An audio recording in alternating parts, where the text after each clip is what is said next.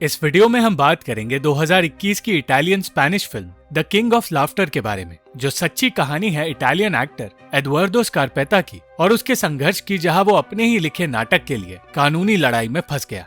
Hello and welcome to 90 production films and music. I am Dikshant and this is inside a movie. अगर आप इस channel पर नए आए हैं तो चैनल को सब्सक्राइब करना और बेल आइकन दबाना मत भूलना। एडवर्डो स्कारपेता इटली का एक जाना माना स्टेज एक्टर और राइटर था, जिसके लिखे नाटक देखने के लिए लोगों की भीड़ हमेशा लगी रहती थी और उसका हर शो हाउसफुल रहा करता था।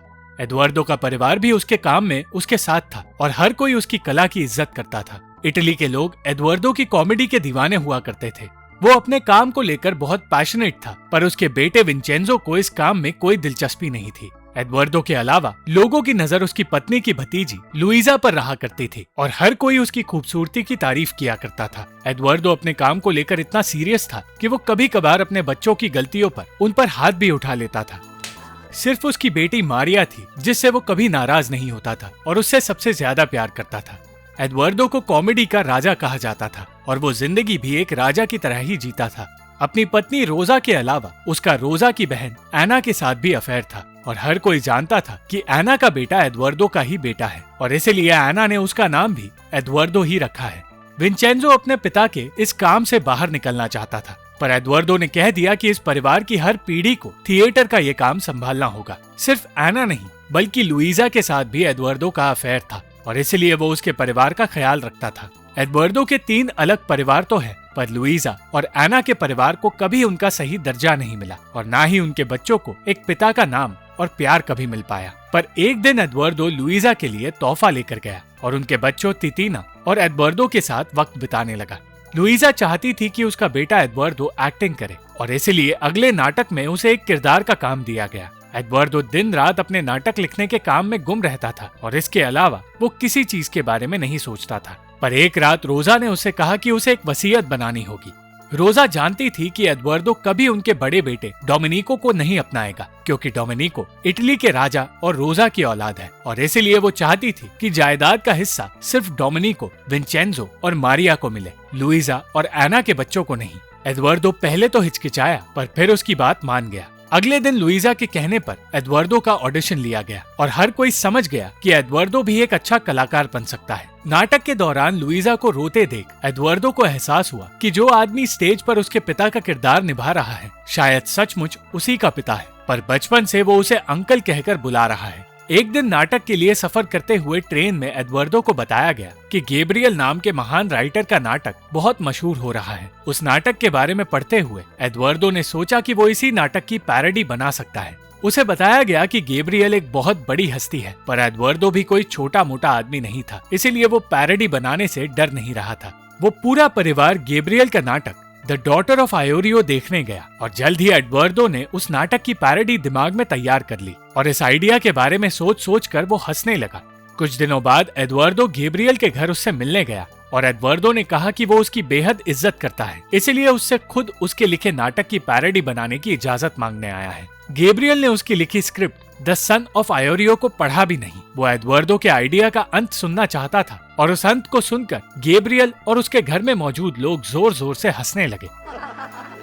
उस स्क्रिप्ट के बारे में जानकर गैब्रियल को बुरा लगने लगा और ये बात एडवर्डो का साथी समझ गया। एडवर्डो चाहता था कि गैब्रियल लिखित में उसे ये नाटक करने की इजाजत दे, पर गैब्रियल ने कहा कि उसकी कोई जरूरत नहीं, क्योंकि वो एडवर्डो के काम में कोई दखल अंदाजी नहीं करेगा। उसका कहना था कि उसकी जुबान से बड़ी कोई लिखित इजाजत नहीं होगी। और इन बातों के खत्म होते ही वहाँ मौजूद अजीब से लोगों को देखकर एडवर्डो वहाँ से जाने लगा। रोजा जानती थी कि लिखित में इजाजत ना मिलने से गड़बड़ हो सकती है, पर एडवर्डो को गैब्रियल पर भरोसा था। जल्द ही द सन ऑफ आयोरियो की तैयारियां शुरू हुई और उस नाटक के पहले शो की रात आई, पर उस रात कुछ लोग थे जो वहाँ अलग मकसद से आए थे।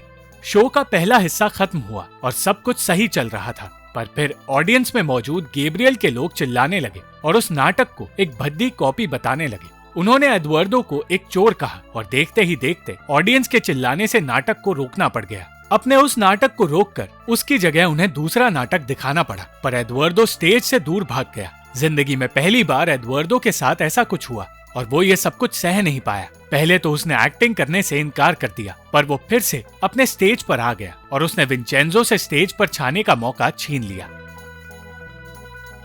एडवर्डो से कहा गया था कि अगर वो गैब्रियल को पैसे दे दे तो उस पर कोई केस नहीं किया जाएगा, पर वो ऐसा करने के लिए राजी नहीं था। एडवर्डो की ताकत उसकी ऑडियंस है और विंचेंजो का कहना था कि आज रात ऑडियंस ने ही एडवर्डो को त्याग दिया।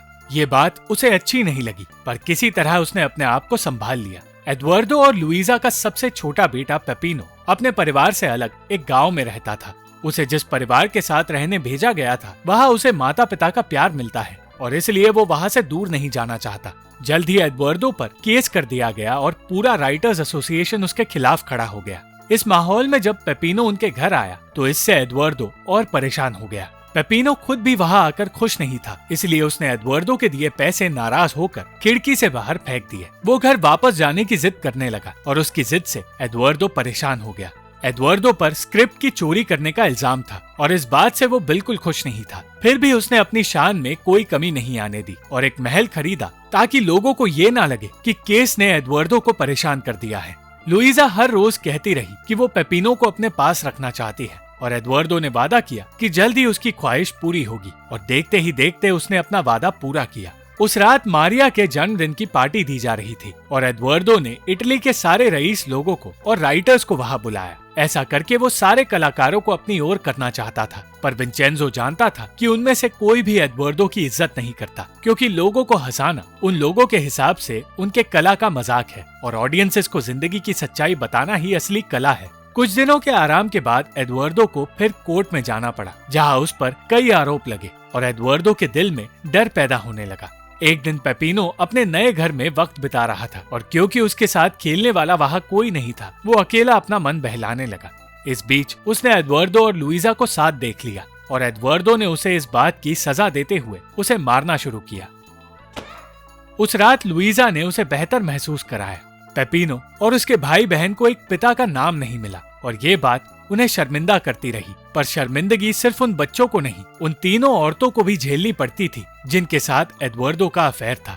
वो पूरा परिवार चाहे साथ रहता हो, पर बच्चों में भेदभाव साफ दिखाई देता था और एना इस भेदभाव से खुश नहीं थी। केस के बारे में भूलकर एडवर्डो आराम कर रहा था, पर फिर उसे खबर मिली कि इस केस में चीजें उसके खिलाफ जा रही है। एडवर्डो के बच्चे भी उसके खिलाफ जाने लगे थे, क्योंकि हर किसी को समझ आ गया था कि उनकी पहचान वो नहीं है जो दुनिया को दिखाई जाती है। एडवर्डो की तकलीफें और बढ़ने वाली थी, क्योंकि उसका सबसे करीबी दोस्त उसकी कंपनी को छोड़कर किसी और के नाटक में लीड रोल करने के बारे में सोच रहा था। धीरे धीरे एडवर्डो अकेला होने लगा। ना उसका परिवार उसके साथ रहता था और ना उसके आसपास रहकर लोग हंसी मजाक किया करते थे, इसलिए लोगों को अपने आसपास चुप बैठा देख एडवर्डो को वहां से जाना पड़ रहा था। वो रात उसने अकेलेपन में गुजारी और अकेले ही अपने थिएटर में चला गया, जहां उसने अपने आप को और अपनी कला को मरा हुआ पाया। अचानक उसे खबर मिली कि लुइजा ने एक बेटी को जन्म तो दिया, पर वो बच्ची जिंदा नहीं रह पाई। इस खबर ने एडवर्डो को तोड़ दिया। अगली सुबह लुइजा का बेटा कोर्ट में एडवर्डो का साथ देने आया और उसने देखा कि हर एक चीज और इंसान एडवर्डो के खिलाफ जा रहे हैं। परेशान होकर एडवर्डो इटली के महान फिलोसोफर और लॉयर बेनेडेत्तो के पास गया और बेनेडेत्तो उसका केस लड़ने के लिए मान गया। उसने पैरोडी और चोरी के बीच के फर्क को गहराई से समझा और कहा कि ये केस बनता ही नहीं है। उसने इस केस से बाहर आने का एक तरीका बताया, जिससे एडवर्डो सहमत तो नहीं था, पर उसे उसकी बात माननी पड़ी। एडवर्डो को कोर्ट में अब ये साबित करना था कि ऑडियंस उसके शो के दौरान इसलिए चिल्ला रही थी क्योंकि उसका नाटक खराब था और ना कि इसलिए कि उसने चोरी की है।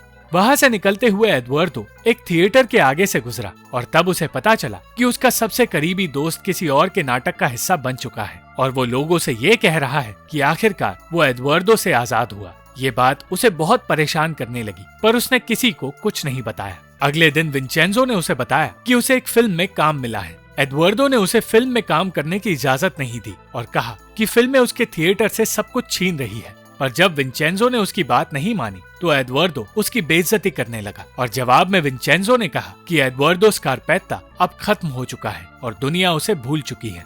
इन परेशानियों के चलते एडवर्डो हर वक्त गुस्से में रहने लगा। वो पेपिनो से एक्टिंग करवाना चाहता था, पर डरा हुआ पेपिनो वहाँ से दूर भागने की कोशिश करने लगा और तब उसके भाई ने उसे समझाया कि जिस आजादी को वो ढूंढ रहा है वो स्टेज पर है और पेपिनो उसकी बात मान गया।